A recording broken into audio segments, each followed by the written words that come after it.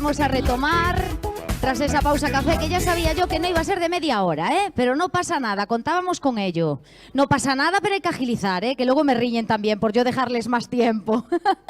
Bueno, miren que les voy a comentar. La ponencia que estaba prevista para ahora, para la 1, que iba a dar la doctora Cristina Tejera, la médico especialista en endocrinología y nutrición del Complejo Hospitalario Universitario de Ferrol, pues finalmente no se va a poder dar hoy.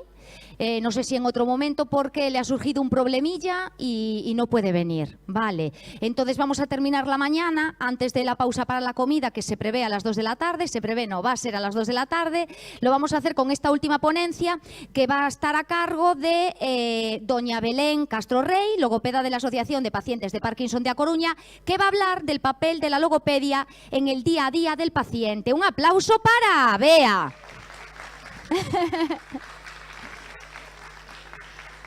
Bueno, digo yo, Bea, un aplauso para Belén, sí, que ya estaba, claro, Bea no. Estabas aquí a mi lado y ya te trato yo de abreviar el nombre, hija mía. Bueno, el papel de la logopedia en el día a día del paciente, nos va a contar todos los detalles. Belén va a ir así también a trote y galope como Sandra.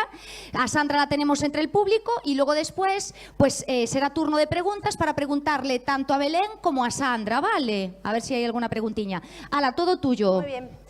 Bueno, pues bienvenidos a todos. Yo soy Belén, soy logopeda en la Asociación de Parkinson y vamos a ver un poco hoy en esta ponencia pues cuál es nuestro papel, es decir, qué hacemos los logopedas para mejorar un poco la calidad de vida de los enfermos de Parkinson.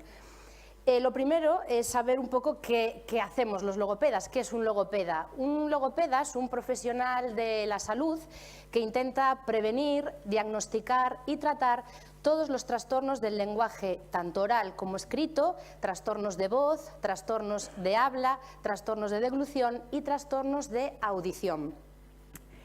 En la enfermedad de Parkinson vamos a tener dificultades en los mecanismos motores del lenguaje tanto oral como escrito y también de la deglución, desde fases iniciales de la enfermedad incluso. Los logopedas vamos a intentar intervenir esos 3 ámbitos de actuación que tenéis ahí: la comunicación oral, la comunicación escrita y la deglución. Vamos a ir viendo cada uno de estos apartados, cómo realizamos la evaluación, qué trastornos, qué problemas se van a producir en cada uno de estos ámbitos y cómo los vamos a solucionar.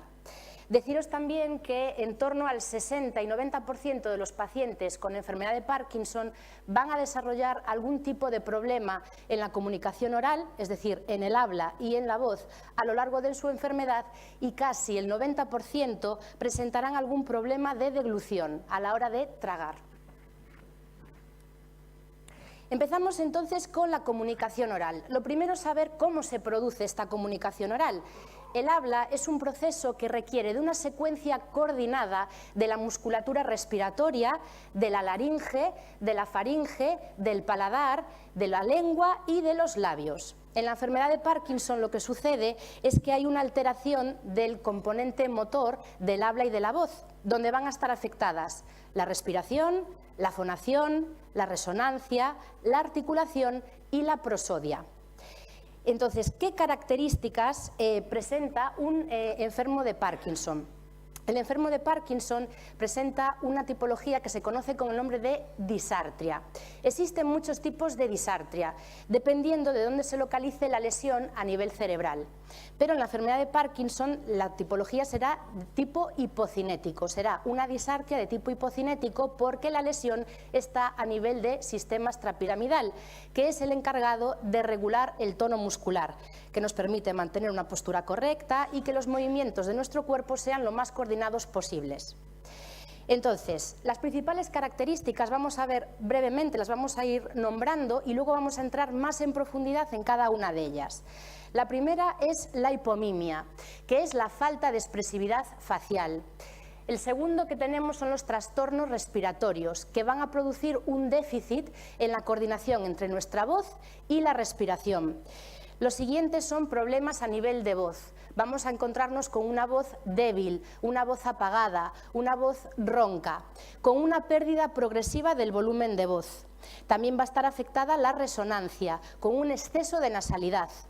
También tendremos problemas a nivel articulatorio, vamos a encontrar un habla imprecisa en muchos casos, poco clara, titubeos iniciales, bloqueos a la hora de hablar y también dificultades en la prosodia. ¿Y qué es esto de la prosodia? La prosodia es la melodía que tenemos para hablar, para cambiar la entonación del discurso, para realizar oraciones interrogativas, exclamativas, órdenes. Esto se va a ver afectado en la enfermedad de Parkinson. Evidentemente, y tal como hablaba mi compañera Sandra antes, no significa que vayamos a presentar todos estos síntomas en la comunicación oral, pero sobre todo, y los más importantes suelen ser los que afectan a la calidad de la voz y a la articulación.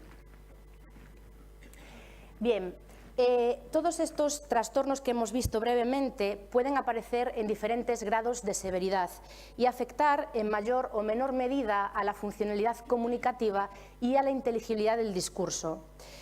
La incapacidad para comunicarse puede llegar a ser muy incapacitante para una persona con enfermedad de Parkinson. Él intenta hablar, no se le entiende, vuelve a repetir, se le entiende todavía menos y al final esto va a producir un progresivo aislamiento social. Por lo que es muy importante, desde las fases iniciales de la enfermedad de Parkinson, informar y asesorar tanto al paciente como a su entorno, familiares, amigos, cuidadores, sobre los posibles problemas que pueden presentarse en la comunicación oral y qué terapia tienen que seguir para mejorar, recuperar y compensar estos problemas. Comenzamos hablando entonces de la hipomimia. La hipomimia es la falta de expresividad facial, lo comentábamos antes. ¿Por qué? Porque hay un exceso de rigidez en la musculatura facial. Esto va a impedir que el paciente transmita el verdadero significado del mensaje. Está afectado el lenguaje gestual, por tanto. Aunque el paciente articule bien, él no va a poder transmitir una cara de alegría, de tristeza, de enfado o de sorpresa, debido al exceso de rigidez, tal y como veis en esa fotografía. Después tenemos trastornos en la respiración. Comentaba antes mi compañera Sandra también el tema respiratorio. Pues en logopedia también vamos a intentar trabajar este aspecto. ¿Qué pasa en la respiración? ¿Cómo es la respiración en la enfermedad de Parkinson? Es una respiración superficial e irregular, debido en buena parte a la lentitud de movimientos de la pared torácica y a la rigidez muscular de todos los músculos respiratorios, que unido a la mala postura que adoptan en muchas ocasiones y a la falta de coordinación entre inspiración y expiración, van a producir un fallo en el control de flujo de aire, dando lugar a frases inacabadas durante el discurso, respiraciones aceleradas, tanto en reposo como en habla, y a silencios inadecuados. Estamos hablando y de repente nos quedamos sin aire y tenemos que parar el discurso porque no nos llega el flujo aéreo suficiente. Después tenemos los trastornos de voz. Pongo los dos juntos porque suelen ir bastante unidos, es decir, si yo tengo un problema respiratorio, eso va a producir también un problema a nivel de voz. La voz en la enfermedad de Parkinson se caracteriza por una marcada hipofonía.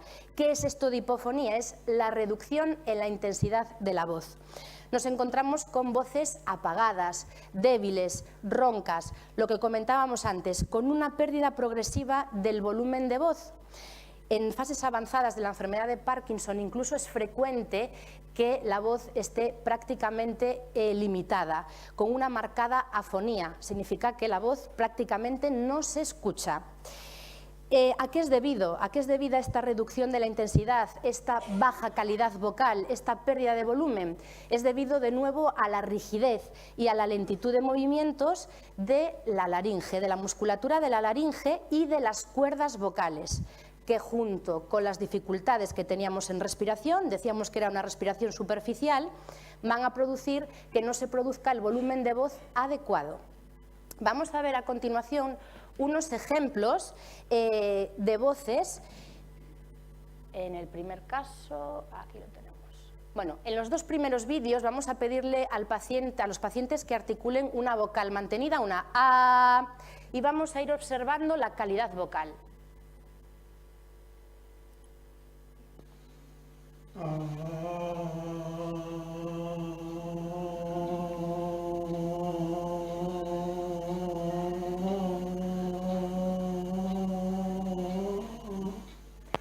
Además, en este caso, vamos a comentarlo brevemente, además de una flexión de tronco, la postura está alterada, eso va a estar interfiriendo en la capacidad respiratoria, volumen de voz bajo y reducción marcada de la intensidad.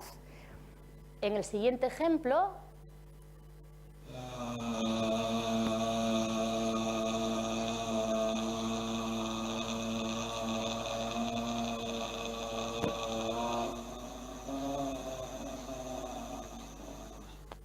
también hay una marcada hipofonía, es decir, una voz débil y apagada. La postura es correcta en este caso, pero en los dos tenemos una capacidad respiratoria limitada. En los siguientes ejemplos, en lugar de ser con una vocal, lo que vamos a pedirles es que articulen tanto una secuencia automática como dos frases. A perro flaco todos son pulgas. El patio de mi casa es muy particular. Bueno, algunos os reconoceréis. En este ejemplo también se observa una reducción de la intensidad, volumen bajo de voz, tono monótono. Y en este último ejemplo le pedimos a la paciente que articule una secuencia automática, es decir, que diga los números del 1 al 10.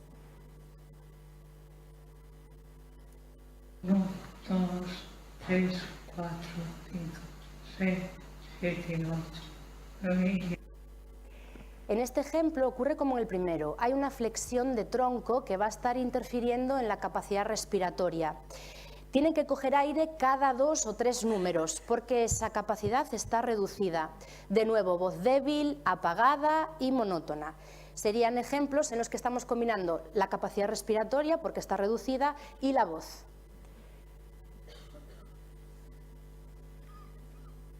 Bien, ¿qué más nos podemos encontrar? Trastornos de la resonancia. ¿Qué es esto? Es la incompetencia del velo del paladar, es decir, tenemos el paladar duro y justo por detrás está el paladar blando. Cuando este paladar no se mueve bien, todos los sonidos, tanto orales como no orales, van a sonar con exceso de nasalidad, porque el aire se escapa por la nariz, como si siempre estuviésemos acatarrados. Eso es lo que se conoce con el nombre de hipernasalidad. Luego tenemos los trastornos de la articulación. Hablábamos antes que se produce una articulación con bloqueos, con titubeos, con precipitaciones al inicio de frase, da lugar a un habla poco clara y poco precisa. ¿Por qué? ¿Por qué se produce esta imprecisión articulatoria? Porque los órganos articulatorios, lengua, labios, los músculos masticatorios, los músculos de mejillas, van a tener una limitación en su fuerza y en su movilidad. Se van a mover menos que antes, van a tener menos fuerza y menos tono muscular. Sobre todo, los problemas articulatorios se manifiestan en palabras largas, es decir, aquellas que pasan de 4 sílabas y en frases y conversaciones extensas, de longitud. Luego tenemos las alteraciones en la prosodia. Decíamos que era la melodía que tenemos las personas para entonar un discurso. Vamos a tener dificultades para cambiar la entonación, articular oraciones interrogativas, exclamativas, imperativas, y vamos a tener también dificultades en el ritmo del habla. A veces va a estar acelerada, se va a producir una taquilalia, en otras ocasiones va a estar reducida, vamos a hablar más despacio, que es lo que se conoce como bradilalia, y en otras ocasiones se va a producir la repetición compulsiva de palabras y frases, que es lo que tenéis ahí, que se conoce con el nombre de palilalia. Una vez que tenemos detectados los trastornos que pueden producirse en la comunicación oral, el siguiente paso sería realizar una evaluación de estos trastornos. Antes de eso, me faltaba poneros los vídeos de... El primer vídeo vamos a pedirle a la paciente que haga la prueba de Guzmán. Es una prueba en la que la paciente tiene que taparse la nariz y repetir 2 vocales, la A y la I, para comprobar la resonancia. I, A, I, A, I, A, I. Sobre todo con la vocal A se observa una marcada nasalidad. Es como si estuviese acatarrada. El segundo ejemplo, vamos a pedirle al paciente que lea un pequeño texto. A veces un día al recibir tanta carga, sin que el barquero mostrase la menor inquietud. Acostumbrado a atravesar audaces, no quedaba de ella un asiento libre. Dos hombres se mantenían de pie en la borda agarrados al mástil. Otro se colocaba en la proa, como un mascarón de navío. En este caso, además del volumen, que también está reducido, observamos una dificultad para movilizar todos los órganos articulatorios. De ahí que el habla también se vea comprometida. Nos cuesta más articular y que el habla resulte más clara. En este ejemplo, le pedimos a la paciente que articule unas frases. Ya. Tengo visita con el dentista pasado mañana. Sancionó el jugador con una tarjeta roja. Me dejó las llaves para que le regale las plantas. En este ejemplo observamos claramente el ritmo de habla, que está reducido, lo que hablábamos antes como bradilalia. También hay dificultades para movilizar labios y lengua, los órganos articulatorios, y hay bloqueos. Estamos leyendo y se producen bloqueos, no sale el habla. Lo que os hablaba antes. Una vez vistos los trastornos, pasamos al tema de valoración. La valoración de logopedia en la enfermedad de Parkinson, al igual que pasa con fisioterapia, siempre intentamos que sea una valoración que se repita en el tiempo, ya que los síntomas van cambiando y la enfermedad sigue su curso. No existe una prueba estandarizada en español para valorar la disartria en la enfermedad de Parkinson. Lo que existen son traducciones, como el test de Dysarthria Profile de Robertson, que nos van a ayudar un poco a realizar la intervención logopédica. ¿Qué vamos a incluir en esta valoración? Lo primero, una historia clínica con datos personales del paciente y luego datos relativos a la propia enfermedad. Fecha de diagnóstico, diagnóstico de la enfermedad, diferenciar entre Parkinson idiopático y síndromes parkinsonianos, cuáles fueron los síntomas iniciales de esa enfermedad, cómo han ido evolucionando, tratamiento farmacológico, cómo influye ese tratamiento en la enfermedad, si nota mejoría, si no. Luego realizaremos un pequeño cuestionario sobre los problemas de habla y voz, es decir, si nota cambios en el habla y la voz, cómo afectan estos cambios a su día a día, desde cuándo los ha notado y cómo han ido evolucionando.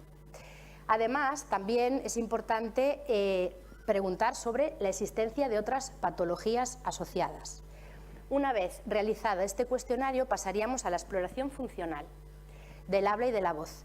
En esta exploración valoraremos la postura, si es adecuada, si hay flexión de tronco, si hay flexión cervical. Valoraremos también el sistema respiratorio, es decir, el modo respiratorio, si es clavicular, si es torácico, si es diafragmático y este patrón respiratorio durante la actividad vocal.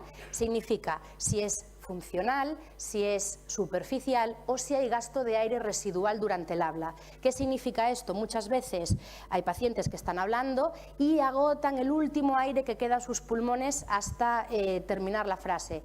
Yo siempre les digo en las clases de logopedia que eso es un error, porque lo que hacemos es forzar todavía más la musculatura respiratoria y de la laringe. También vamos a comprobar la fonación, es decir, la voz. Vamos a valorar el grado de tensión, el grado de control y la movilidad de las cuerdas vocales, además del timbre, de la duración del sonido y del tono, así como la capacidad para mantener, subir y bajar el tono. Valoraremos también la musculatura a nivel facial y todos los órganos articulatorios, la lengua, los labios, músculos masticatorios, bucinadores, las mejillas, tanto en reposo como durante el habla, como en movimientos dirigidos que le vamos a pedir al paciente en concreto. También es importante valorar la hipomimia, la expresividad facial, si es leve, si es moderada, si es severa, si hay ausencia de parpadeo y si hay una mirada fija e inexpresiva. Valoraremos también la resonancia, si hay un exceso de nasalidad, con la prueba que vimos antes, la prueba de Guzmán. Le pedimos al paciente que tape la nariz y que articule una A y una I para ver si hay exceso de nasalidad. También valoraremos la articulación y la prosodia. Para saber cómo se encuentra tanto el habla como la prosodia, podemos utilizar actividades dirigidas, repetición de frases, lectura de textos o también la valoramos durante el habla espontánea. Para valorar la articulación también es importante las diadococinesias, que lo veréis ahí. Le vamos a pedir al paciente que articule sonidos oclusivos, con la letra P, con la letra T, con la letra K, para valorar su capacidad para articular. Es importante también incluir en la valoración una prueba cognitiva para saber el estado cognitivo del paciente, ya que nos puede limitar la consecución de unos u otros objetivos. Aplicaremos un test sencillo que es el Mini Mental, en el que vamos a valorar tanto la orientación espaciotemporal, la capacidad de retención, de atención, de cálculo, de memoria, capacidad articulatoria, de lectoescritura y la capacidad visoespacial. Una vez que hemos realizado la valoración, el siguiente paso es diseñar un plan de intervención. El plan de intervención siempre tiene que tener unos objetivos claros y realistas. Nunca crearnos falsas expectativas de lo que vamos a poder alcanzar, y siempre flexibles. Nunca van a ser unos objetivos fijos, puesto que la enfermedad va a ir evolucionando y tenemos que adaptarnos a su evolución. La intervención siempre está dirigida a las necesidades del paciente, por lo que tiene que ser una intervención individualizada y ir ajustando nuestros objetivos al avance de la enfermedad, lo que comentábamos antes. Además, es importante no centrarnos solamente en aquellos aspectos del habla que se encuentren afectados, sino prevenir aquellos que no estén afectados, intentando mantener la funcionalidad comunicativa lo más competente posible el mayor tiempo posible. Nuestro objetivo general es mantener y desarrollar los componentes del habla que se encuentren preservados y afectados. Y luego tenemos una serie de objetivos específicos que son los que vamos a trabajar más en profundidad para poder conseguir el objetivo general. El primero es conseguir una adecuada relajación de la musculatura. Segundo, conseguir un adecuado patrón respiratorio, entrenar la coordinación entre voz y respiración, además trabajar la voz, por supuesto, intentar mejorar la calidad vocal, trabajar la articulación y alcanzar una adecuada prosodia. Vamos a ver cómo conseguimos cada uno de estos objetivos. ¿Cómo conseguimos una adecuada relajación de la musculatura? Habíamos dicho que es muy frecuente en la enfermedad de Parkinson que se produzca tensión en toda la musculatura de cara y cuello. Si conseguimos reducir esta tensión, vamos a mejorar tanto la voz como la capacidad articulatoria. ¿Cómo lo vamos a hacer? Con ejercicios de relajación general, con las técnicas de Jacobson y Schultz. Y aquí el papel del fisioterapeuta también es muy importante para aplicar dichas técnicas. También haremos ejercicios de movilización de cuello, giros, rotaciones, inclinaciones de cuello y hombro. También haremos ejercicios para trabajar la expresividad facial, forzar cara de sorpresa, cara de alegría, cara de enfado. Y también haremos masajes, tanto masajes manuales como con cepillo eléctrico. Todos estos ejercicios los realizaremos de forma suave y lentamente para reducir esa rigidez que se produce a nivel facial. Lo siguiente sería instaurar un correcto patrón respiratorio. ¿Cómo lo vamos a conseguir? La respiración es la base para que se produzca una buena fonación, una buena voz. Y para ello tenemos que conseguir que el patrón respiratorio sea diafragmático, el que se realiza con el diafragma. Lo hacemos trabajando tanto la musculatura respiratoria, la musculatura abdominal e intentando trabajar siempre la coordinación entre la voz y la respiración. Al principio, lo primero que tenemos que hacer es que el paciente intente adquirir y tomar conciencia de ese patrón respiratorio, que no siempre es fácil. Yo siempre digo que este patrón lo tenemos siempre todos cuando estamos durmiendo. Cuando nos metemos en cama es el patrón correcto. Luego en nuestro día a día, por malos hábitos, lo vamos perdiendo. Pero el patrón que tenemos en el momento de dormir es el adecuado, el que deberíamos de tener siempre. Le enseñamos a que perciba las sensaciones tanto de la musculatura respiratoria como de la pared abdominal al coger aire. Lo entrenaremos en diferentes posiciones, de cúbito supino, sentado, de pie. Una vez que el paciente ya controla y ya conoce un poco más este patrón respiratorio vamos a entrenarlo todavía más, con ejercicios de respiración por tiempos, con ejercicios de emitiendo el fonema S o la S sonora, vocales mantenidas y también con ejercicios de soplo. Todos estos ejercicios nos van a ayudar tanto a aumentar la capacidad respiratoria como también a aumentar el tiempo de inspiración, el tiempo de coger aire. Cuanto yo más aire coja, más volumen pulmonar voy a tener y mayor capacidad respiratoria. Vamos a ver ahora unas imágenes. Las dos primeras son ejercicios para trabajar cuello y reducir, por tanto, la rigidez muscular en esa área. Y los dos de abajo son ejercicios de soplo con globos a diferentes volúmenes, de soplo con velas. Vamos a mandar a apagar velas a diferentes distancias, a mantener la llama de la vela para controlar la salida de aire. De esta manera aumentamos capacidad respiratoria. A continuación también tenemos unos vídeos donde trabajamos respiración, tanto con la vocal sostenida como con la S y la S sonora. En todos ellos estamos trabajando el control de flujo de aire, la salida de ese aire.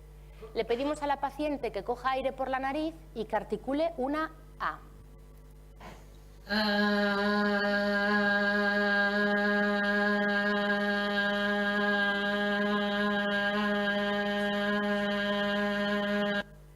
Es importante la posición que tiene de sus manos en la zona abdominal para percibir esa sensación de cojo aire y en el momento que yo empiezo a soltarlo, articulándola, ese abdomen se va retrayendo, es decir, se va hacia abajo. Es importante mantener siempre esa posición para continuar potenciando la adquisición del patrón respiratorio correcto. En este caso, además de respiración, estamos trabajando voz. El volumen es constante y no hay una voz trémula. En el segundo ejemplo, le pedimos a la paciente que coja de nuevo aire por la nariz y que articule una S.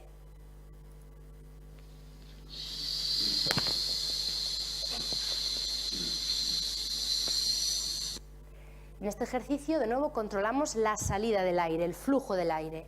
Y en el último ejemplo, la diferencia con respecto al anterior es que la S va a ser sonora, es decir, aquí van a estar vibrando las cuerdas vocales.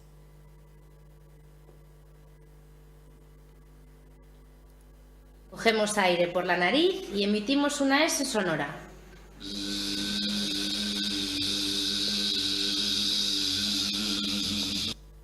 Ahí está. Con todos ellos aumentamos capacidad respiratoria y mejor control del flujo de aire.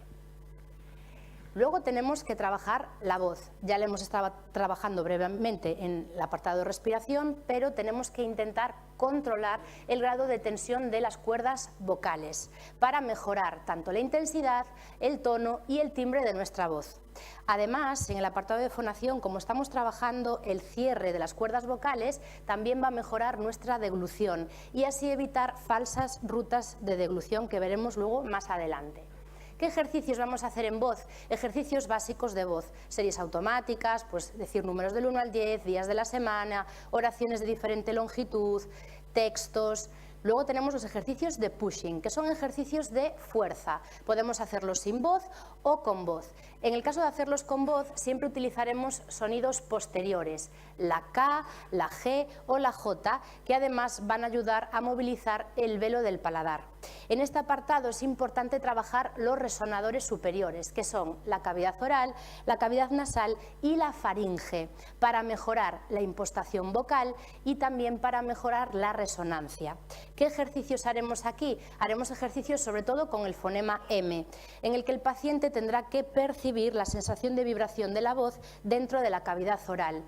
También podremos hacer ejercicios de fonema M combinados con vocales, con sílabas con fonema M al final, lectura de textos, frases combinados con el fonema M. A continuación vemos unos ejemplos de voz. El primero sería para trabajar la emisión de fonemas nasales y por tanto reducir la nasalidad. Man, men, min, mon, mu. En todo momento, al estar articulando el fonema M, se percibe la vibración en la cavidad de resonancia. Eso nos va a ayudar a mejorar la impostación vocal. En el segundo... Lunes, martes, miércoles, jueves, viernes, sábado y domingo. La paciente coge aire al principio y tiene que articular series automáticas. No ha cogido aire en ningún momento hasta el final. Mantenemos bien el volumen de voz. Y el tercer ejemplo serían ejercicios de pushing. El paciente tiene que hacer fuerza entre las manos al tiempo que articula fonemas posteriores. Ek, ik, ok, uk. Con este ejercicio, además de estar trabajando el cierre de nuestras cuerdas vocales, también mejoramos lo que decíamos antes, la deglución. Seguimos trabajando ahora la articulación. Queríamos conseguir un habla clara y precisa.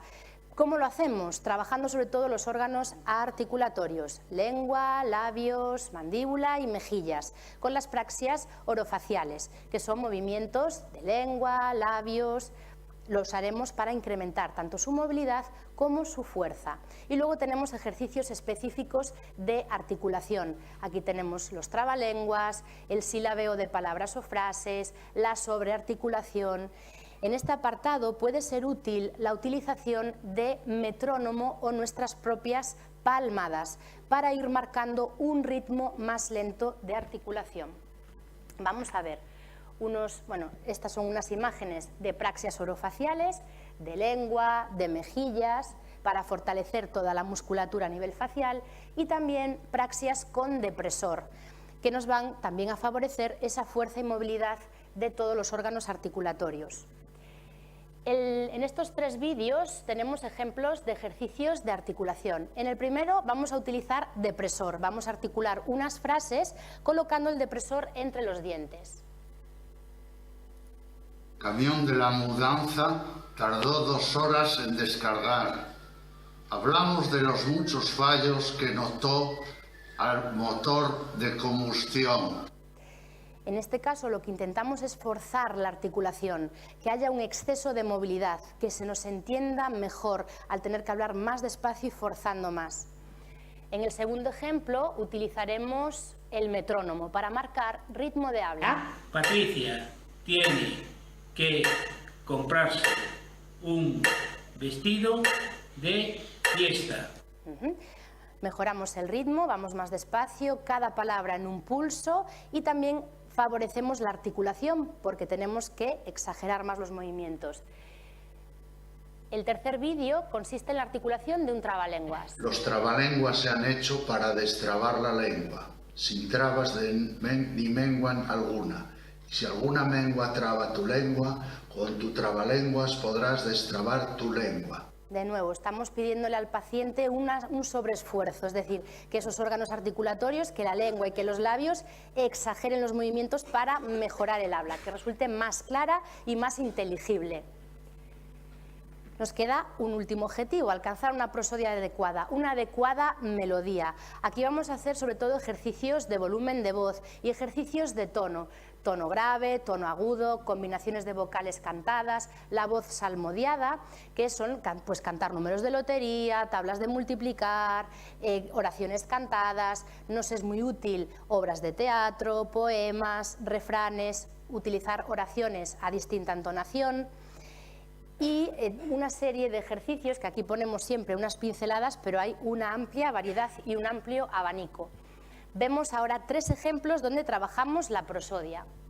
El primero, le pedimos al paciente una serie de combinaciones vocálicas. A, E, O. A, E, O. I, U, A. I, U, A. Lo mismo, estamos trabajando la capacidad de entonación, de darle musicalidad al habla. Además, en logopedia, al igual que pasa en fisioterapia, aunque trabajemos un punto, seguimos trabajando también capacidad articulatoria, estamos reforzando respiración. Las siguientes son frases en 3 entonaciones. El ciclista se salió de la pista de carreras. El ciclista se salió de la pista de carreras. Preguntamos, ¿el ciclista se salió de la pista de carreras? El ciclista se salió de la pista de carreras. Exclamo, el ciclista se salió de la pista de carreras. El ciclista se salió de la pista de carreras. Seguimos trabajando melodía, capacidad para cambiar una frase enunciativa normal, luego en forma de pregunta y luego en forma de exclamación, de sorpresa. Y por último tenemos la voz salmodiada, que es cantar números de lotería o frases cantadas. 125. Seguimos trabajando la melodía de la voz. Bien, la comunicación es básica para el ser humano y su forma más potente es la comunicación oral. A veces, en fases avanzadas de la enfermedad de Parkinson, la comunicación se vuelve muy complicada. Y entonces, en estos casos, tenemos que apoyarnos en ayudas técnicas, que son los sistemas aumentativos y alternativos de comunicación. Aquí os he puesto 4 ejemplos. El primero son los tableros de alfabeto. Son tableros de comunicación que tienen una serie de signos, símbolos, palabras, sílabas que el paciente va a ir señalando con la mano o con los ojos para formar palabras o frases. Después también tenemos los amplificadores de voz, que es un pequeño micrófono que se ajusta a una diadema y un pequeño altavoz ajustado a la cintura, que lo que va a hacer es amplificar la calidad vocal. No sería válido para aquellos pacientes que tienen dificultades articulatorias.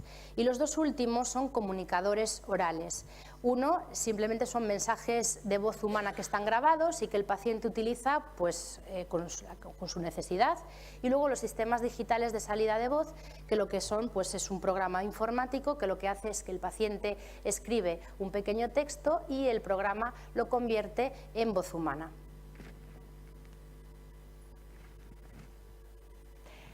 Me gustó incluir también en la ponencia una serie de consejos a nivel de comunicación oral, tanto para pacientes como familiares. El primer consejo es, si tenemos un volumen bajo de voz, es importante coger aire siempre antes de hablar. Os lo digo muchas veces en sesiones. Luego, imaginar que la persona con la que estamos hablando se encuentra lejos y evitar siempre los ambientes ruidosos. En caso de tener problemas de articulación, ese habla poco clara o poco precisa, es importante frases cortas y exagerar mucho los movimientos de boca y de labios. En el caso de que haya pacientes con un ritmo de habla acelerado, con taquilalia, va a ser importante pensar lo que vamos a decir antes de hablar y hablar de forma lenta, silabeando.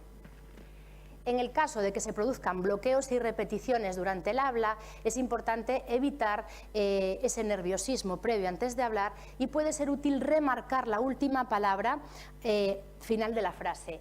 Para los familiares siempre es muy importante mirar al interlocutor cuando nos está hablando, no anticiparnos a lo que él nos va a decir y pedirle que nos repita siempre solo la última parte de lo que no hemos entendido y no toda la frase, solo lo que no hemos entendido. Hemos hablado, por tanto, de la comunicación oral, de los trastornos que se pueden presentar, cómo realizamos la evaluación y cómo realizamos el tratamiento para mejorar esos problemas. Otro de los ámbitos de intervención de la logopedia es la deglución. La deglución es el proceso de transporte del líquido y de la comida desde la boca hasta el estómago.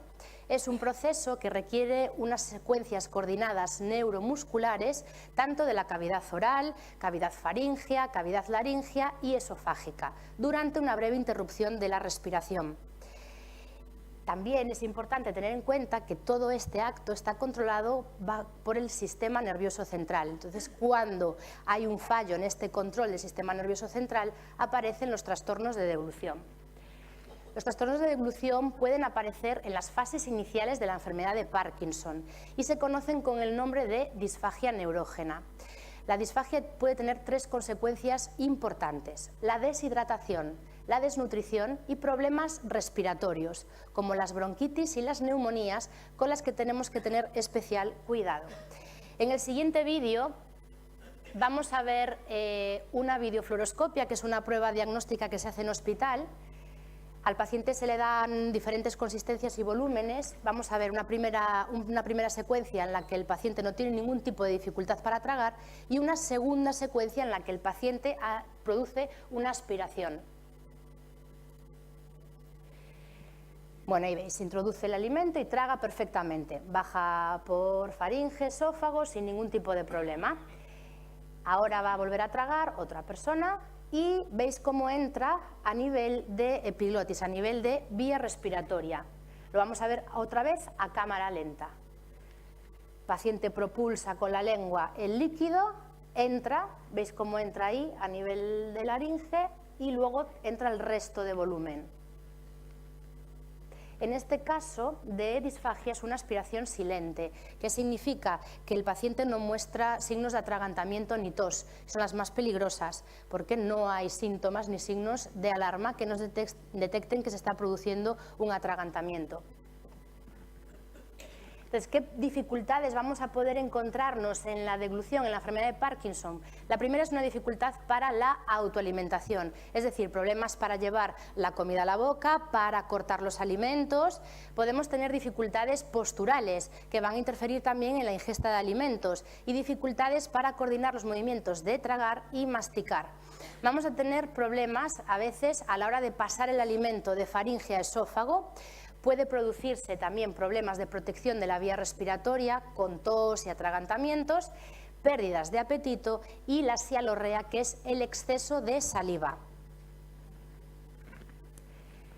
¿Qué signos y síntomas de sospecha tenemos que tener en cuenta en el caso de tener un trastorno de deglución? El primero, que se produzca tos o atragantamiento con todas o con algunas de las comidas.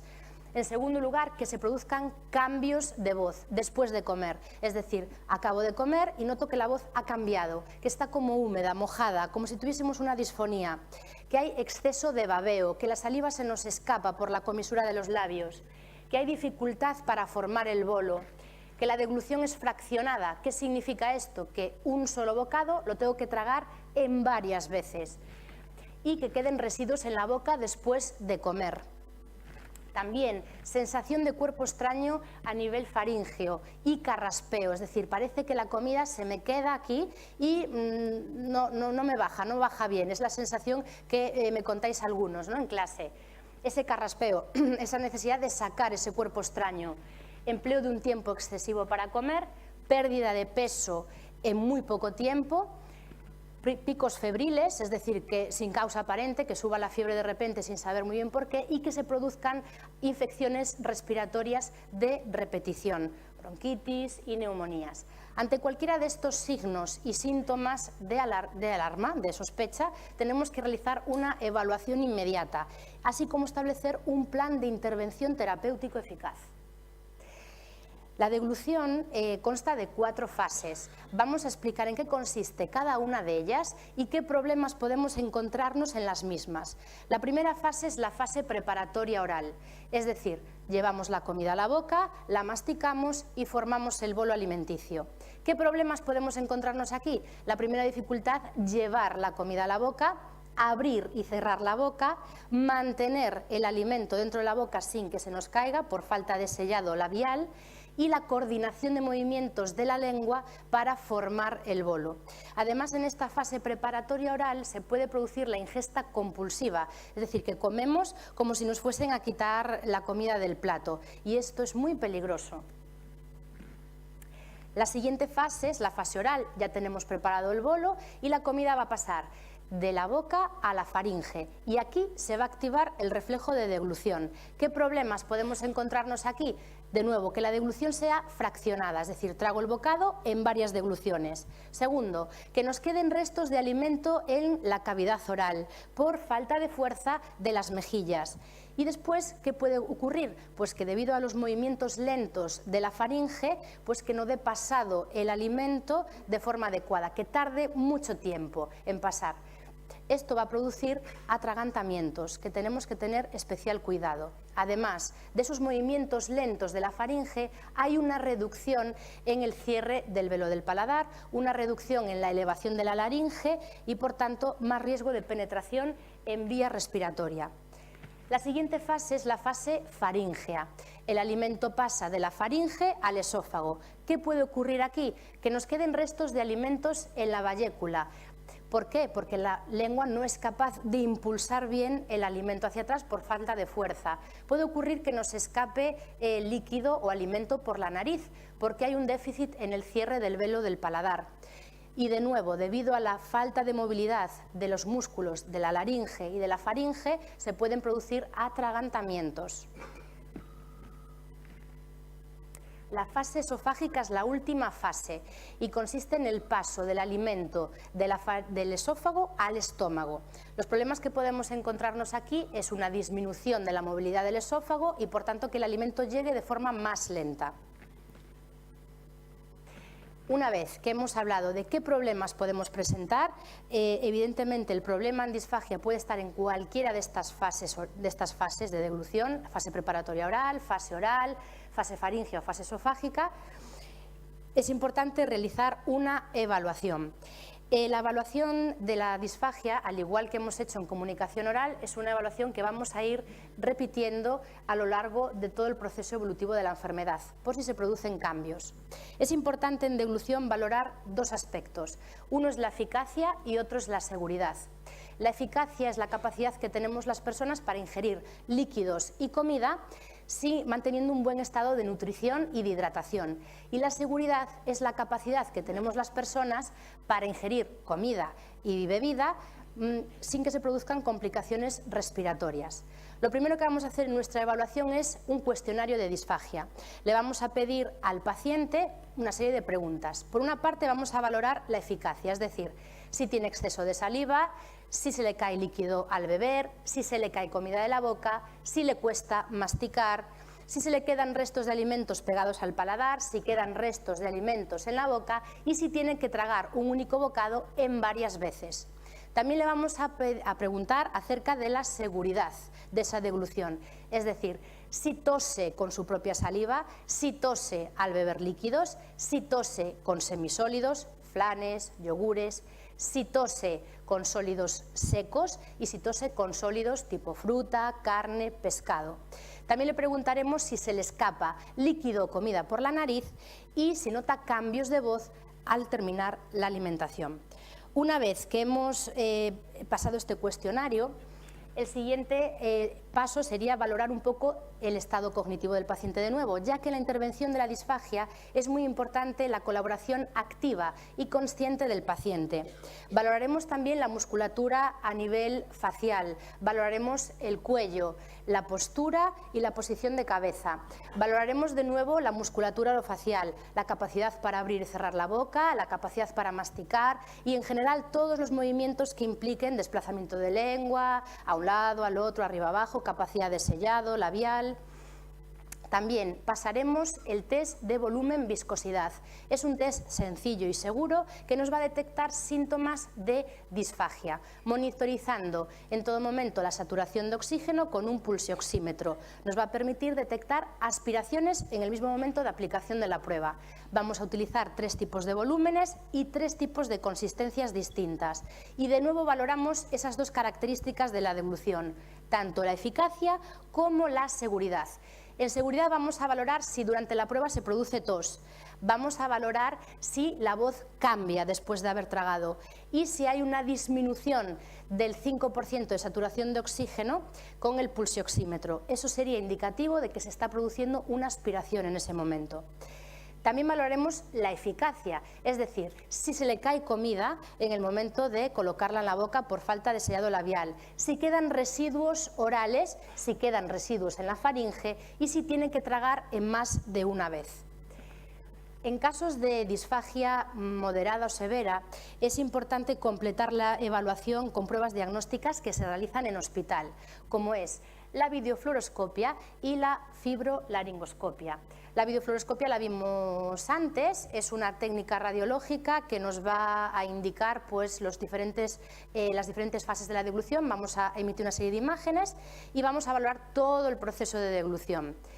La última, la fibrolaringoscopia, es un fibroscopio flexible que se introduce hasta la úvula, pero no nos va a permitir valorar ni la fase preparatoria oral ni la fase oral, es un poco más limitada.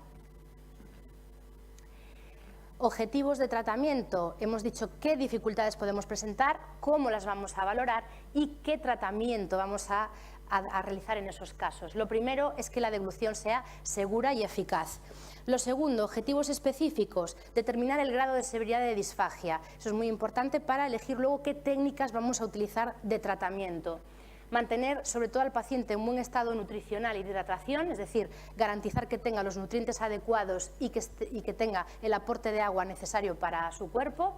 Asegurar la ausencia de aspiraciones, es decir, mantener la máxima protección de la vía respiratoria, conseguir la máxima funcionalidad y orientar, si es necesario, hacia otras vías de alimentación no oral. En este apartado, en este último apartado, comentaros simplemente que la alimentación por vía enteral se aplica en aquellos casos en los que la devolución por vía oral no es posible o el paciente no recibe el aporte de nutrientes adecuado. Consiste en aportar agua y nutrientes directamente a vía digestiva, bien al estómago o bien al intestino delgado, con diferentes técnicas, sondas nasales, nasoentéricas o bien ostomías. ¿Qué vamos a hacer los logopedas? Es decir, ¿cómo vamos a conseguir los objetivos propuestos? Tenemos dos técnicas, las técnicas compensatorias y las técnicas de tratamiento. Vamos a empezar viendo las técnicas compensatorias, donde tenemos 4 apartados que iremos viendo a continuación. Modificación del entorno, modificación de las consistencias y volúmenes, estimulación sensorial y cambios posturales. En la modificación del entorno tenemos que eliminar todos los estímulos visuales y sonoros que puedan estar reduciendo nuestra capacidad de concentración durante las comidas, fuera televisión, fuera radio, fuera móviles. Lo segundo es estrategias que al paciente le reduzcan ese grado de ansiedad, darle siempre mensajes positivos, intentar mantener la motivación a la hora de las comidas y darle el tiempo que necesite para comer. Utensilios adaptados, en el caso de que sean necesarios, existen vasos con boquillas, tenedores cubiertos con mangos engrosados y adaptación del mobiliario, sillas y mesas adaptadas para mantener la postura lo más recta posible. Aquí tenéis una fotografía donde se observan algunos elementos de utensilios adaptados, pues con mangos engrosados, platos antivuelco, posavasos, que van a facilitar un poco las comidas en el caso de tener dificultades. En cuanto a las consistencias y volúmenes de los alimentos, es importante determinar qué consistencias y qué volúmenes se adaptan a las necesidades de cada paciente. En cuanto a los líquidos, si nos atragantamos al beber con líquidos, tenemos que recurrir al uso de espesantes. Si este atragantamiento se produce con sólidos, tendremos que triturarlos o utilizar sólidos blandos y de fácil masticación. Siempre es importante, cuando se produzcan problemas de deglución, evitar las consistencias mixtas, es decir, las dobles texturas, eso que combina sólido y líquido, fuera sopas, caldos, en la presentación habitual. Podríamos triturarlos, pasarlos por la batidora, pasar puré. Y siempre en este apartado es importante una presentación agradable de los alimentos. Aquí tenéis una serie de fotografías, empezando por la de la izquierda, tenemos diferentes consistencias, néctar, miel y pudding, de menos a mayor densidad. Luego diferentes volúmenes, utilizando diferentes tipos de cubiertos. Y finalmente tenemos un ejemplo de espesante para los líquidos, de venta en farmacias. Estimulación sensorial, ¿cómo vamos a estimular? Lo podemos hacer presionando el dorso de la lengua con el cubierto a la hora de las comidas. También presionar la base de la mandíbula para activar el reflejo de propulsión de la lengua. Y también en este apartado podemos utilizar la estimulación con frío, con calor o con sabores fuertes para estimular el velo del paladar y así activar el reflejo de deglución. En cambios posturales, que aquí echamos también mano bastante de tema de fisioterapia, es importante mantener siempre a la hora de las comidas una postura recta. Hay una maniobra que nos garantiza también degluciones seguras, que es la flexión anterior de la cabeza. Esto nos va a producir una elevación de la laringe y un desplazamiento de la base de la lengua hacia la pared faríngea, garantizándonos degluciones seguras. Estas son las técnicas compensatorias, pero tenemos las técnicas específicas de tratamiento, que serían las maniobras de deglución, ejercicios específicos y técnicas de facilitación. Vamos a ir viendo también cada uno de ellos. En cuanto a las maniobras de deglución, se realizan con comida y también necesitamos la participación activa y consciente del paciente. Hemos incluido 4 maniobras de deglución, cuyo principal objetivo son proteger la vía respiratoria y garantizar que la deglución se produzca de forma más rápida posible, que ese paso de alimento de boca a esófago sea rápido. La primera maniobra es la deglución supraglótica. Se practica pidiéndole al paciente que trague y en el momento de tragar que aguante la respiración y que tosa inmediatamente después para evitar, si han quedado residuos a nivel oral, sean eliminados.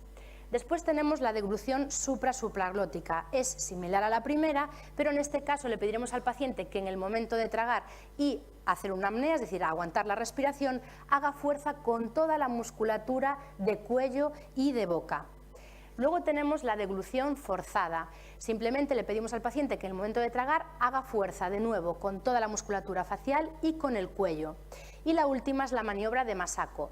Es una maniobra que consiste en colocar la punta de la lengua entre los dientes y tragar en esa posición. Esta última maniobra también se puede practicar sin alimento, porque estamos reforzando en todo momento la propulsión de la lengua, el movimiento lingual. Luego tenemos ejercicios específicos que vamos a realizar en clase. Tenemos los ejercicios de movilización de cuello, inclinaciones, giros, contrarresistencias. Haremos de nuevo praxias orofaciales, ejercicios para mejorar la movilidad de la lengua, de los labios, facilitando el sellado labial y que se nos escape comida de la boca. Vamos a hacer también en las praxias orofaciales en ocasiones masajes y estimulaciones táctiles de la lengua, de los labios, del velo del paladar. Haremos ejercicios de cierre glótico, lo hablábamos antes en fonación, esos ejercicios de fuerza combinados con sonidos posteriores, con la K, con la G, nos van a ayudar a mejorar ese cierre. Y también ejercicios de apertura del esfínter esofágico superior, como el ejercicio de Shaker. Es un ejercicio en el que el paciente está tumbado y le pedimos que levante la cabeza para mirar sus pies durante 15 o 20 segundos. Otro ejercicio para mejorar la apertura del esfínter esofágico sería coger aire por la boca y soltarlo por boca también de forma rápida y con fuerza. Las dos imágenes, la última sería el ejemplo de ejercicio de Shaker y la primera trabajando la fuerza y el cierre glótico. Técnicas de facilitación, haremos técnicas para mejorar la apertura bucal con movilizaciones pasivas de los músculos mandibulares. Haremos técnicas también de cierre labial con masajes, presiones, estimulación con cepillo eléctrico en toda la área labial. Haremos ejercicios de movilidad lingual, movilizaciones pasivas de la lengua. Propulsión del bolo, lo que hablábamos antes, presionar la lengua con el cubierto para facilitar la propulsión lingual. Y también cuando se produzca retraso o ausencia del reflejo de deglución es útil estimular la zona con frío, con calor o con sabores fuertes. De esa manera activamos el reflejo de deglución. Hablábamos antes, cuando hablamos de las características que podíamos tener en los trastornos de deglución del exceso de saliva. Todos los ejercicios que hemos visto son válidos para tratar el exceso de saliva, pero también hemos incluido 4 consejos, como puede ser beber pequeños sorbos de agua a lo largo del día, tomar caramelos sin azúcar, chupar trocitos de hielo y siempre intentar mantener la cabeza erguida. De esta manera vamos a controlar más el exceso de babeo y vamos a intentar activar más el reflejo de deglución, que está reducido, para tragar esa saliva que se va acumulando en la boca. Al igual que incluimos en la comunicación oral otros consejos para pacientes y familiares en el caso de que tengamos dificultades para tragar o para comer. Importante seguir una dieta variada que nos aporte la mayor cantidad de nutrientes y de hidratación. Evitar distracciones de la comida, lo que hablábamos antes, fuera tele, fuera radio, fuera móviles. Adaptar siempre la silla y la mesa en el caso de tener postura incorrecta. Control de peso, si notamos que perdemos peso sin causa aparente es importante consultar al médico. Una buena higiene dental, si tenemos prótesis dentales, lavarlas siempre después de las comidas. Comer siempre en fase on, porque es la fase en la que nos vamos a tener mejor movilidad, tanto de miembros superiores e inferiores como también movilidad a nivel de faringe, laringe y de órganos orofaciales. Un horario regular de las comidas, es importante seguir las rutinas, comer siempre a las mismas horas. Beber a sorbitos y nunca inclinar la cabeza hacia atrás, porque ahí nos garantizamos que se produzcan aspiraciones y atragantamientos. Usar espesantes, en el caso de que nos atragantemos con líquidos. Masticar despacio, tomar alimentos de fácil masticación, evitar alimentos excesivamente duros como frutos secos, pan tostado, alimentos fibrosos como los espárragos. Evitar alimentos de dobles texturas, lo hablábamos antes, sopas, caldos, frutas con mucho jugo, sandía, naranjas, alimentos pegajosos que se nos puedan quedar pegados al paladar y que luego nos cueste eliminarlos. Siempre utilizar poca cantidad en las comidas y ahí podemos utilizar diferentes cubiertos, pues cucharilla de postre, un poquito más grande, y evitar la ingesta compulsiva.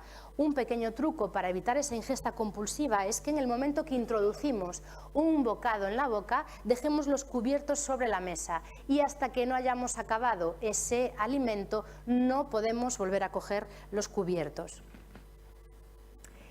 Finalmente nos queda la parte de comunicación escrita. En enfermedades neurodegenerativas como la enfermedad de Parkinson es muy frecuente que tanto la comunicación oral como la escrita se vean afectadas. A veces incluso está más afectada la comunicación escrita que la oral.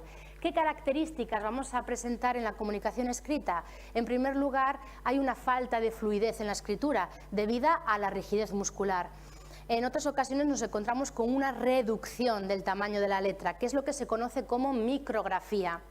También nos vamos a encontrar con una deformación de la base de la letra debido a la intensidad del temblor y a la intensidad de la rigidez. Esto va a producir una deformación del tamaño y forma de la letra hasta convertirlo en un hilo gráfico ilegible. También puede producirse que la escritura tome una línea descendente, suele ir hacia abajo. En ocasiones nos encontramos con una escritura muy rápida, en otras ocasiones con una escritura muy lenta y a veces se producen cúmulos de tinta debido al exceso de presión que realizamos al escribir. Vamos un poco ya justos de tiempo, pero me gustaría que vieseis un vídeo del tamaño de la escritura.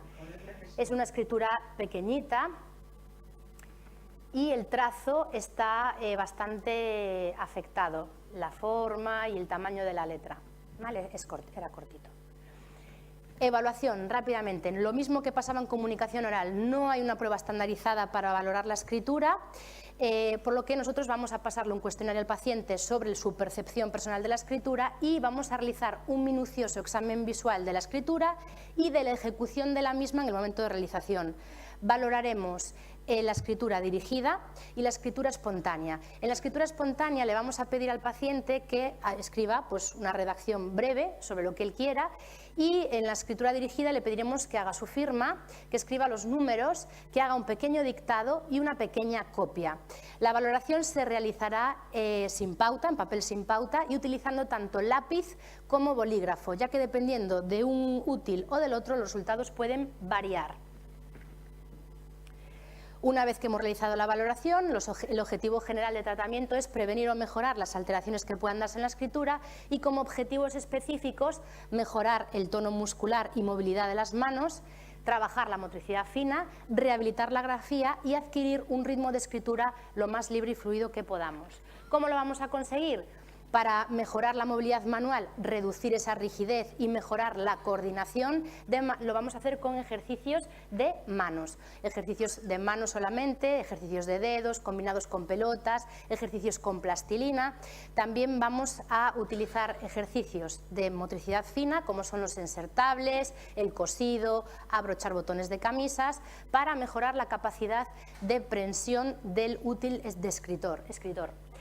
Luego también resulta interesante las actividades que se hacen con picado de punzón, tanto grueso como fino, así como las actividades de recortado, que van a mejorar las habilidades grafomotoras y van a permitir un mejor dominio del pulso y mejorar el trazado.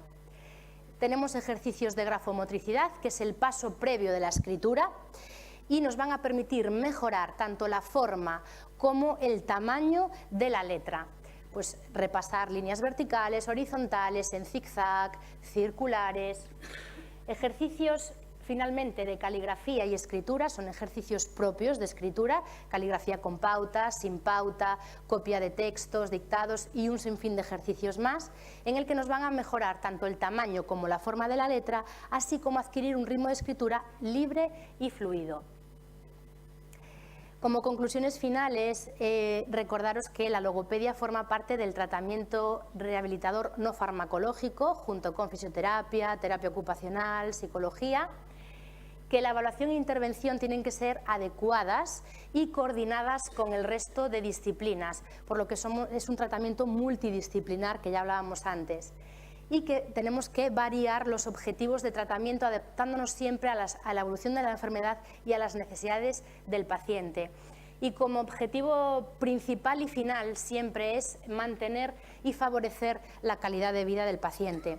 Aquí os dejo una imagen que sacamos este año con motivo del Día Mundial de la Logopedia, en una de nuestras grupales de logopedia, donde con carteles pues dábamos un poco difusión de todos los aspectos que se intenta trabajar desde la logopedia en la enfermedad de Parkinson. Y bueno, por mi parte nada más, muchas gracias a todos por venir, muchas gracias a los pacientes, como comentaba antes mi compañera Sandra, porque vosotros sois los protagonistas y los que tenéis la fortaleza de superaros cada día, os lo digo siempre en clase, que sois unos campeones y unos héroes, o sea que a seguir luchando y nosotros a seguir ayudando siempre que podamos en todo. Vale, muchas gracias. Bueno, pues muchísimas gracias, Belén Castro.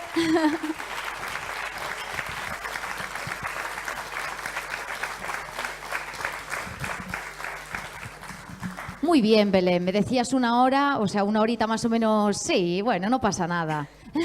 A ver ahora cómo va el tema de las preguntas. Bueno, me quedo con muchas cosas de las que dijiste, porque yo prácticamente soy una novata en este tema, aunque sí he tenido alguna persona afectada en mi familia, directamente no he vivido el problema, ¿no?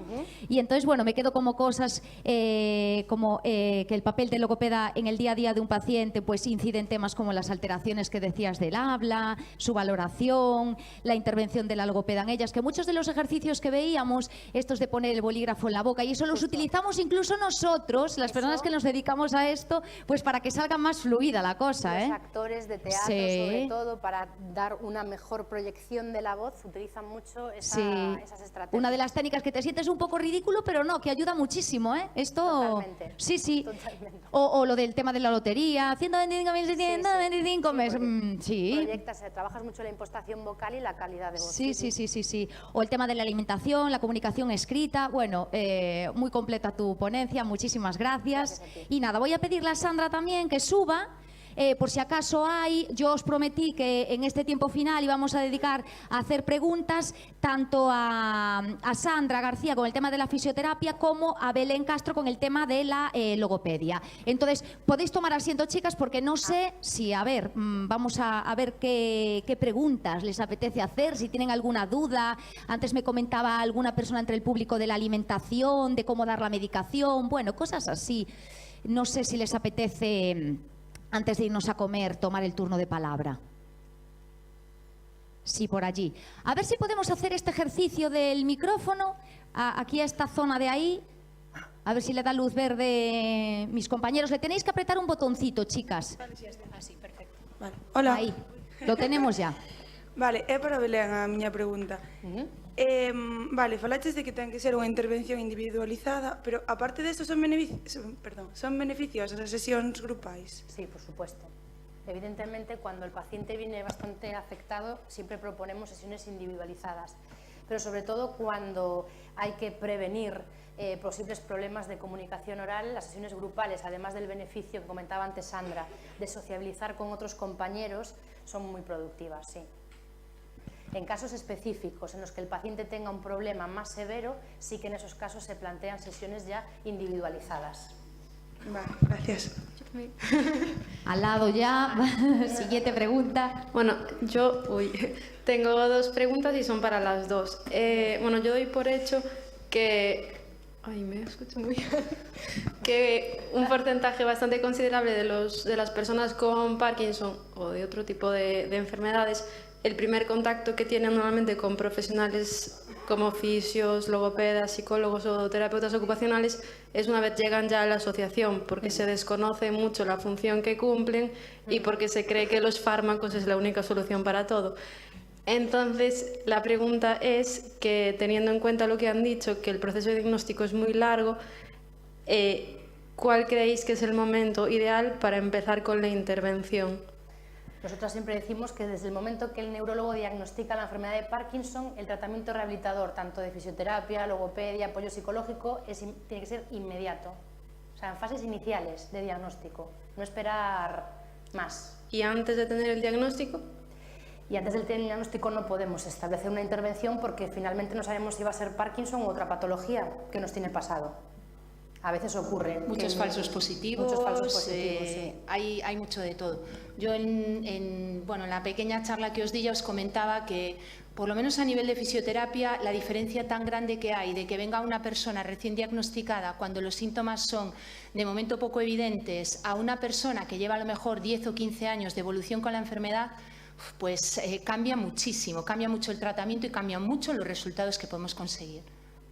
Y la segunda pregunta, que ya que tenéis la suerte de trabajar en un lugar en el que sois diferentes profesionales, si realmente trabajáis en equipo. Totalmente. Pero vamos, 100%, 200%. Totalmente. Tenemos reuniones semanales, todas las semanas, para ponernos de acuerdo, hablar de casos de pacientes, valoraciones nuevas, todas las semanas. Aparte de la profesionalidad, ¿no? Los compañeros que trabajamos allí, es una relación muy estrecha, hablamos de todos los pacientes que tenemos, cuando vemos un caso que se complica, la posibilidad de ver distintos puntos de vista de tratamiento, el conocer cómo trabajan otros profesionales de la salud y complementar el tratamiento que tú haces con el de otro compañero, enriquece muchísimo y aumenta muchísimo las posibilidades de mejora de los pacientes. Vale, e a propósito da primeira pregunta que fixo ela, hai xente reacia a traballar en un primeiro momento con logopedas e con fisios? Porque, claro, o médico xa está, pois... Sí que a veces nos ha pasado, pero cada vez la verdad es que tenemos mejor recepción de los pacientes y vienen con ganas de mejorar. Yo hablo de logopedia porque, bueno, siempre es un poco la gran desconocida, ¿no? ¿Qué es eso de logopedias? Me va a mirar los pies y esas cosas, que tenemos ahí la lucha constante, los logopedas. Pero sí que es verdad que desde que yo empecé en la asociación, allá por 2006, el servicio de logopedia ha crecido indiscutiblemente y exponencialmente. El de fisioterapia también, pero bueno, la fisioterapia siempre es un poco más conocida porque bueno, los síntomas motores de marcha, equilibrio, pues siempre son los más evidentes y a veces restamos un poco más de importancia pues tema de comunicación y de evolución y tal. Pero en los últimos años se ha cambiado completamente la percepción, o sea que yo estoy muy contenta de que la gente empiece a conocer realmente la labor que hace un logopeda. Yo creo que se ven los resultados y que influye mucho lo que un paciente le comenta al otro y en el momento que vencen ese primer miedo de venir a la asociación y comenzar el tratamiento, comienzan a haber resultados y yo creo que esa es la clave. De todas maneras, desde hace tiempos, al principio, cuando empecé a trabajar a la asociación y ahora, yo creo que lo que más limita a un paciente a entrar y a comenzar a hacer tratamientos de este tipo es el miedo. El miedo a lo que pueden ver, el miedo a ver a personas que puedan estar en una situación pues de mayor limitación o en una fase más avanzada de la enfermedad. Siempre insistimos en que cada paciente es un mundo y que no todo el mundo evoluciona igual. Tratamos en torno a los 150 pacientes. Ahora mismo no tenemos a 2 que estén exactamente igual. O sea, que imaginaros. No hay que tener miedo. No. No sé si hay alguna pregunta más. Sí, por allá. Espera un momentito, que señalo por allí. ¿Tienes el micrófono o no? Vale, a ver si te lo activamos. Bueno, felicitaros por las excelentes charlas, me han gustado mucho y daros las gracias. Yo quería preguntarte, Belén, por el tema de la cirugía del Parkinson. Los neurólogos vemos que es un tipo de terapia, la estimulación cerebral profunda, que los pacientes mejoran mucho en muchos aspectos, pero uno de los problemas es que a veces desarrollan problemas del lenguaje, de la articulación de la palabra y de la fluencia verbal. Entonces quería preguntarte si lo observáis, si tenéis experiencia y si hacéis algún tipo de terapia más específica. Sí, nosotros hemos tenido casos en la asociación de personas que se han operado en Santiago y que sí que es cierto que seguían teniendo dificultades, si no igual, no habían mejorado en absoluto a nivel articulatorio. El habla seguía siendo imprecisa, había poca fluidez, la terapia que realizamos en esos casos sigue siendo la misma, es decir, mucha estimulación a nivel de musculatura facial, mucha estimulación de los órganos orofaciales para mejorar ese habla. Pero sí que es verdad que sí que hemos tenido casos y que no ha habido una mejora en los mecanismos motores del habla, digamos. Siguen estando afectados y hay que seguir trabajando. Toda la estimulación a nivel facial, praxias, ejercicios articulatorios. Sí, seguimos. A ver, voy a señalar para que mis compañeros activen el micrófono aquí en el centro, más o menos. Ahí está. Me refiero a la gente con problemas cognitivos, que, bueno, está un poquito menos tratado y me gustaría que me indicases un poco. A ver, sí, cuando hay una limitación cognitiva, dependiendo del grado de severidad, el tratamiento se hace más complicado, porque la capacidad de comprensión, la capacidad de atención, la capacidad de memorización del paciente están limitadas. Por tanto, pues si les pedimos que hagan ciertos ejercicios, pueden entenderlo o no. En ese caso, cuando la demencia de tipo parkinsoniano es severa, nosotros normalmente solemos derivar a otras asociaciones, en este caso a FACO, porque digamos que ahí la demencia prevalece sobre las alteraciones del Parkinson idiopático, digamos, en este caso.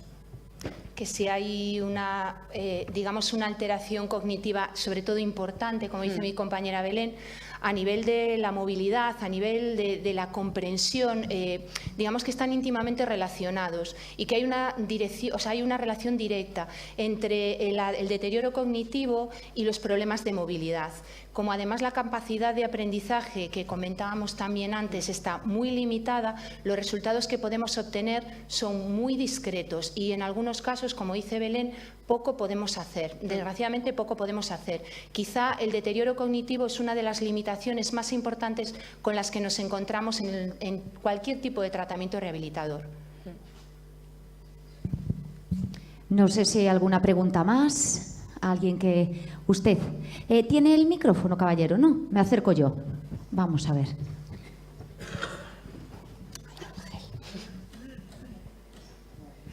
Lo tenía por ahí dentro, pero no te preocupes. Sí. ¿Activamos aquí? Sí. Sí, ya está. A ver, por ahí. Buenos días. Una pregunta para la fisio, por favor. Adelante, caballero. Vamos a ver, sabes que a mí me gusta hacer ejercicio todo el que puedo y creo que es recomendable para todo el mundo que tiene todo tipo de ejercicio. El ejercicio, si le meto carga con peso, por ejemplo, un ejercicio, nosotros de los síntomas nuestros es la pérdida de fuerza, incluso de volumen muscular, sí. Sí, meterle carga aumenta. Meterle carga, yo creo que ya hemos comentado alguna vez, meterle carga lo que vas a conseguir es acortar todavía más los músculos flexores. En tu caso están bastante acortados, por lo tanto, intenta siempre trabajar resistencia, mucha repetición, poca carga. Es con lo que vas a conseguir tener una movilidad más libre, encontrarte más suelto. Si le empiezas a meter mucha carga, ¿puedes ganar fuerza? Sí, pero esa fuerza se va a traducir más en un acortamiento muscular que en una fuerza real luego para tu día a día. Créeme que vas a conseguir mucho más trabajando resistencia. Y además, aprovecho para animarte a que sigas haciendo el ejercicio físico que estás haciendo y que continúes en esa línea porque lo estás haciendo muy bien. Muy bien, gracias. A ti. Muchas gracias. Bueno, no sé si hay alguna pregunta más. ¿Hay alguna pregunta más? Sí, por aquí atrás tenéis micrófono, chicas. Sí. Sí. Vale, pues por aquí. Ahora. Hola, mira, a mí me interesaba cuestionar acerca de si existe algún tipo de investigación en el campo de la fisioterapia y demás referente al uso de plataformas vibratorias para el incremento de la tonificación. Pues mira, se pusieron muy de moda hace unos años. Hubo un boom de plataformas vibratorias, pero no solo a nivel de Parkinson, sino para ponernos todos en forma. De hecho, nos habían traído hace ya bastantes años una plataforma vibratoria a la asociación para probar. Y yo te hablo de la experiencia que tuve en primera persona. Con algunos pacientes lo que notábamos era una mejoría, pero solamente en los minutos posteriores al tratamiento, de aflojar rigidez e incluso disminuía el temblor y mejoraba la movilidad, pero a muy corto plazo. A largo plazo yo no fui capaz de ver ese beneficio. En otros pacientes, sobre todo en los que aparecían, digamos, digamos, ya en fases un poquito más avanzadas, donde había problemas de postura, donde había discinesias, esos movimientos involuntarios y demás, lo que hacíamos era justo lo contrario. Lo que conseguíamos era aumentar la rigidez muscular, empeorar la postura, el paciente se ponía muy tenso sobre la plataforma vibratoria y al final, mi juicio a título personal es que yo no la recomendaría, creo que hay otras alternativas de ejercicio mucho más fisiológicas, mucho más naturales y más saludables. Por ejemplo, en caso de que el paciente tenga una buena movilidad, hay muchos más estudios que avalan el caminar o hacer un trote sobre tapiz rodante, sobre una cinta de caminar, de las de toda la vida, que sobre la plataforma vibratoria. Vale, no sé si nos queda una última pregunta. Por ahí atrás, ¿había? Ah, por allá, aquella chica en el centro, más o menos, por allí. Última pregunta porque vamos muy justitos de tiempo, ¿vale? Sí. Vale, nada, no sé si me escucha, es muy breve. Es para Sandra. Sobre todo el tratamiento en domicilio, que se hace muchas veces es muy limitado porque no puedes llevar una camilla, no puedes cargar con ella. Exactamente. Entonces, ¿cómo podemos abordar ahí ese trabajo en casa? ¿Cómo lo ves? ¿Si tienes experiencia? Tenemos experiencia, realizamos algún tipo de tratamiento domiciliario en la asociación. Para llevar a cabo este tipo de tratamiento lo más importante es valorar el caso y ver si realmente vamos a poder obtener beneficio con los recursos que tenemos en casa del paciente o no. Porque si realmente vemos que no vamos a conseguir nada, vamos a intentar darle al paciente otras alternativas de tratamiento. Pero sí que es cierto que lo que puede ayudar es a pacientes que no tienen movilidad o que no tienen la posibilidad de acudir al centro a actividades es, pues bueno, aunque digamos que las posibilidades terapéuticas están más limitadas, siempre vamos a poder ayudar pues desde facilitando cambios posturales, si el paciente tiene mucha dificultad, si tiene un pasillo, aprovecharlo para trabajar algo de marcha, utilizar todo lo que tengan en casa, poner esparadrapos en el suelo para trabajar longitud del paso, utilizar libros apilados a modo de obstáculos para la marcha. Aquí, como yo siempre digo, es bricolaje e imaginación. Todo lo que se te ocurra, probar, aprovechar todo lo que tenemos a nuestro alcance y ver cómo nos va. Si nos va bien, fenomenal. Si no, lo ideal siempre es acudir al centro porque allí tenemos muchísimos más recursos con los que poder atender tanto pacientes, entendemos que si vamos a domicilio están bastante más limitados y tienen muchas más dificultades. Contestado, ¿no? Sí, muy bien. Bueno, pues nada, voy a pedir un aplauso último para Belén Castro Rey, logopeda de la Asociación de Pacientes de Parkinson de A Coruña, y para Sandra García González, fisioterapeuta también de la Asociación de Pacientes de Parkinson de A Coruña. Muy bien, chicas, de maravilla. Yo me voy con un buen sabor de boca que ya quiero volver por la tarde. Acabamos este primer bloque de convivir con la enfermedad del Parkinson. A las 4 reanudaremos con la segunda parte, la investigación en la enfermedad del Parkinson. Muchas gracias. Un aplauso fuerte para todos ustedes que me acogen también. Gracias.